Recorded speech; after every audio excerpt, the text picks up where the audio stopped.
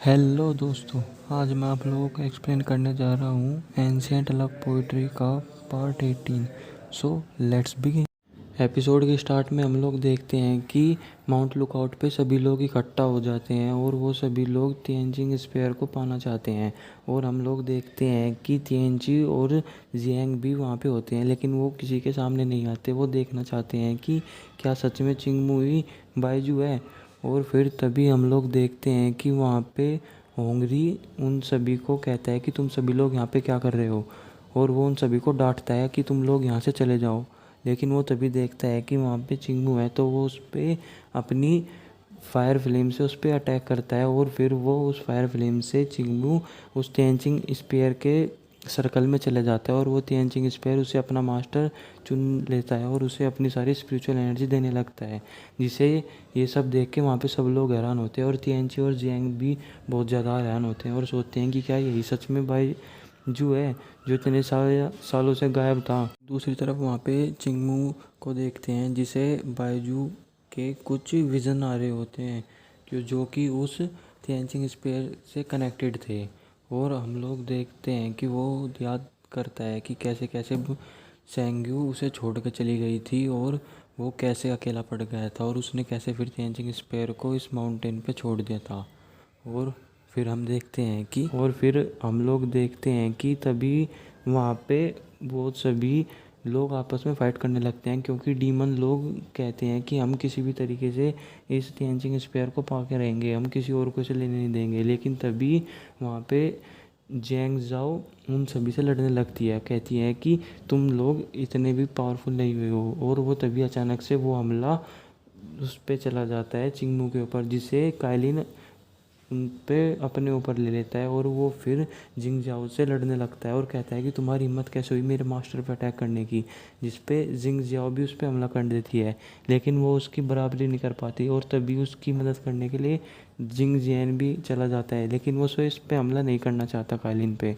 और फिर तभी हम लोग देखते हैं कि वो लोग जिंग जियाओ अपने फीनिक्स अम्ब्रेला से काइलिन को घायल कर देती है, जिसकी वजह से चिंगमू की आँख खुल जाती है, क्योंकि उसने सारी ताइचिंग स्पेयर की एनर्जी को अपने अंदर एब्जॉर्ब कर लिया था। और उसके अंदर बायजू की कुछ सोल की पावर भी आ जाती है, जिसकी वजह से वहाँ पे उसकी ट्रू पावर के प्रेशर की वजह से वहाँ हर कोई बहुत ज़्यादा जम जाता है, वो अपने आप को मूव भी नहीं कर पाता। और ये सारी पावर इतनी पावरफुल होती है कि वहाँ पे मूगेंग और लॉर्ड दोंगो को भी इसके बारे में पता लग जाता है। और हम देखते हैं कि इस सारी पावर का असर हाउची पे कुछ भी नहीं होता। और तभी हम लोग देखते हैं कि चिंगमू, जिसके अंदर बायजू की अभी सोल पावर थी, वो जिंग जियाओ को हवा में उठा देता है और उसे मारने लगता है। लेकिन तभी कि जिंग जैन भी उसके साथ हवा में चला जाता है अपनी बहन को बचाने के लिए, और वो उन दोनों को मारने ही वाला होता है।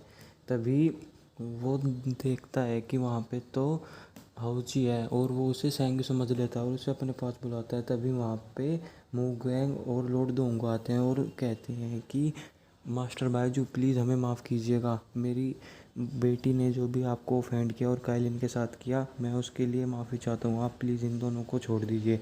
जिस पे पहले हाउची को तो कुछ समझ में नहीं आया होता, क्योंकि हाउची को वो सेंग्यू करके नोटिस कर रहा होता है और कह रहा होता है कि मैंने तुम्हें कितना ज़्यादा मिस किया।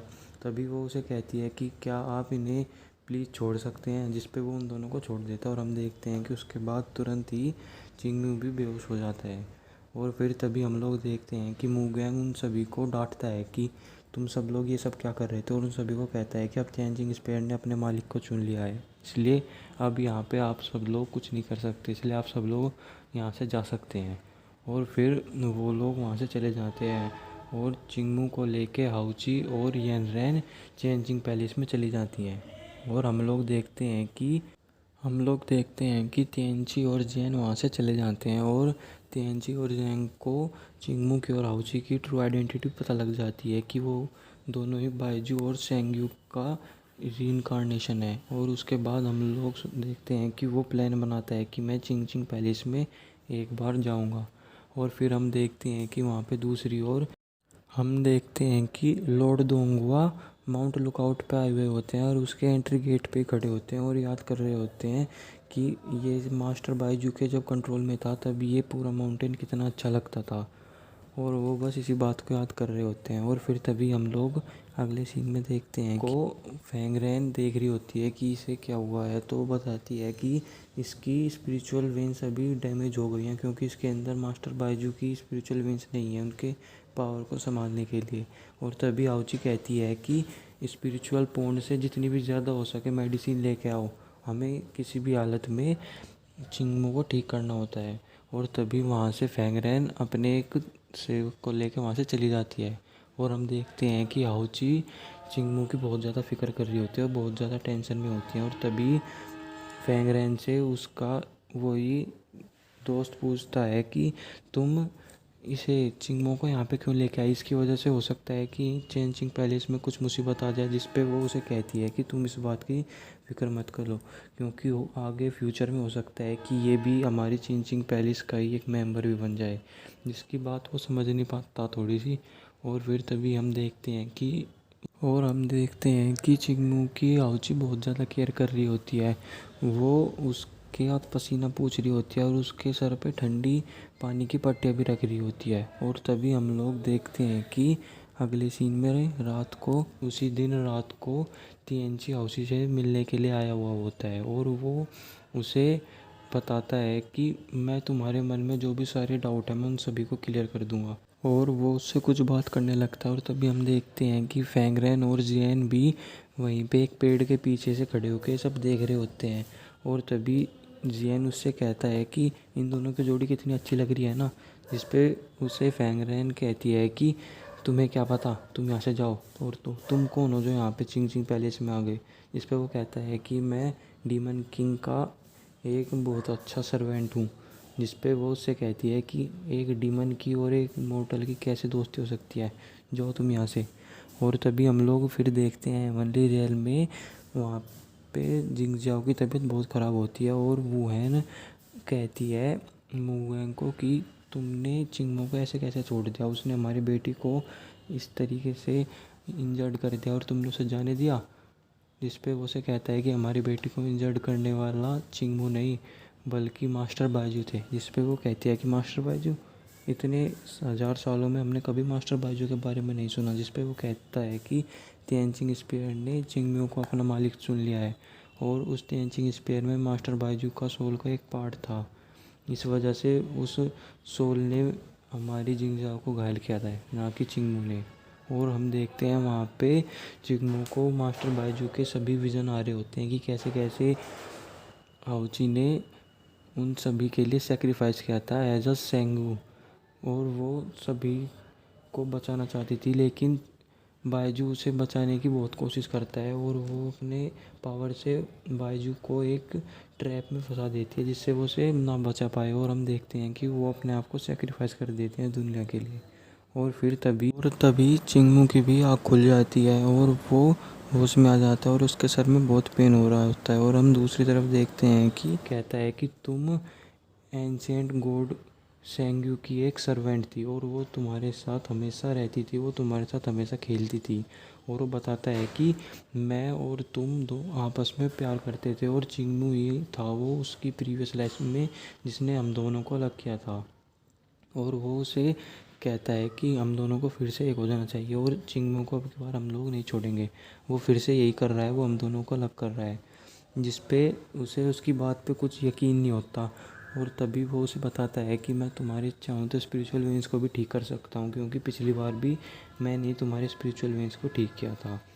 और हम तभी दूसरी तरफ देखते हैं कि चिंगमू को भी होश आ जाता है और वो देख रहा होता है कि सेंग्यू कहाँ पे है। और वो तभी उसे ढूंढने के लिए बाहर चला जाता है और वो देखता है कि उससे तो डीमन किंग सियान मिल रहा है और उससे बात कर रहा है। और तभी वो वहाँ उसके पास चला जाता है जेलिसी में और डीमन किंग को कहता है कि आप यहाँ पे क्या कर रहे हैं। जिस पे वो कहता है कि मैं यहाँ पे हाउची से मिलने के लिए आया हूँ। जिस पे वो उसे कहता है कि ये आपका डीमन वर्ल्ड की जगह नहीं है, ये चेंजिंग पैलेस है, इसलिए आप यहाँ से जाइए। जिस पे वो उसे कुछ नहीं कहता और वो हाउची को लेके वहाँ से चला जाता है चिंगमू। और वो उस पे जाके बहुत डांटता है कि तुम उससे क्यों मिल रही थी। जिस पे वो उसे कहती है कि मैं उससे सिर्फ इसी तरीके कैजुअली मिल रही थी क्योंकि उसने मेरी मदद की थी। जिस पे वो उससे नाराज़ होता है और उन दोनों में फ़ाइट हो जाती है। और और उसी दौरान चिंगमू बेहोश हो जाता है क्योंकि वो अभी पूरी तरीके से रिकवर नहीं होता, जिस पे उसे हाउची अपना सहारा दे के उसे बेड पे सुला देती है। और फिर हम देखते हैं अगले दिन हाउची एक जगह पर बैठकर कुछ काम कर रही होती है, लेकिन वो फिर भी चिंगू के बारे में ही सोच रही होती है और मुस्कुरा रही होती है, जिसे फैंगरेन भी नोटिस करती है और उसे अपने साथ एक जगह पे लेकर चली जाती है और उसे उसकी सारी न्यू ड्रेसेस को दिखाती है और कहती है कि तुम इनमें से कोई भी ड्रेस को पहन सकती हो, जिस पे पहले तो वो उसे पहनती नहीं और कहती है कि तुम ये सब मुझे क्यों दिखा रही हो। और फिर वो उसे कहती है कि हाउची को फैंगरेन की तुम सिर्फ यही एक तरह की ड्रेस पहनती फिरती हो और क्या ये तुम्हें शोभा देता है कि तुम एक गोडास और तुम सिर्फ इसी तरीके की ड्रेस पहनती हो। जिस पे वो उसकी बात मान लेती है और एक न्यू ड्रेस पहनती है। और फिर तभी हम लोग देखते हैं कि चिंगमू हाउची से माफ़ी मांगने के लिए उसे ढूंढ रहा होता है, क्योंकि उसने उसके साथ उस रात बहुत ज़्यादा बदतमीज़ी से बात की थी। और तभी वो जब देखता है कि हाउची तो उसके पास आई है और उसने एक नई ड्रेस पहनी है, जिस पे उसे पता नहीं होता कि ये ड्रेस हाउची ने उसके लिए ही पहनी है। और तभी हम देखते हैं कि वहाँ पे डीमन किंग जियन भी आ जाते हैं, जिन्हें देख के चिंगमू और भी ज़्यादा जल जाता है। और तभी वो कहता है कि तुम यहाँ पे क्या कर रहे हो, जिस पे वो उसे कहता है कि मैं यहाँ पे आउची से मिलने के लिए आया हूँ, वो मेरे साथ कहीं बाहर जा रही है। जिस पे वो उसे कहता है कि वो तुम्हारे साथ बाहर क्यों जाएगी, जिस पे वो उसे कहता है तिएनची चिंगमू को कि क्या तुम उससे खुद ही पूछ लो। जिस पे वो उससे पूछता है, लेकिन उसकी हिम्मत नहीं होती कि उससे पूछे। फिर वो खुद कह देता है कि मैं भी तुम्हारे साथ जाऊँगा, जिस पे तिएनची उस पर कुछ मैजिक कर देता है और उसे वहीं पे बांध देता है और फिर वो उसे लेके वहाँ से चला जाता है। लेकिन चिंगमू भी अपने एक मैजिक डॉल को उनके पीछे भेज देता है और हम लोग देखते हैं कि डीमन किंग जियन और हाउची आपस में बात कर रहे होते हैं। और तभी हाउची उससे पूछती है कि क्या तुम बाईशुएन के बारे में जानते हो, जिस पे वो कहता है कि मैंने आज तक किसी का भी ऐसा नाम नहीं सुना और मैंने अपनी पूरी लाइफ में कोई भी ऐसा इमोर्टल नहीं देखा जिसका नाम बाईशुएन हो।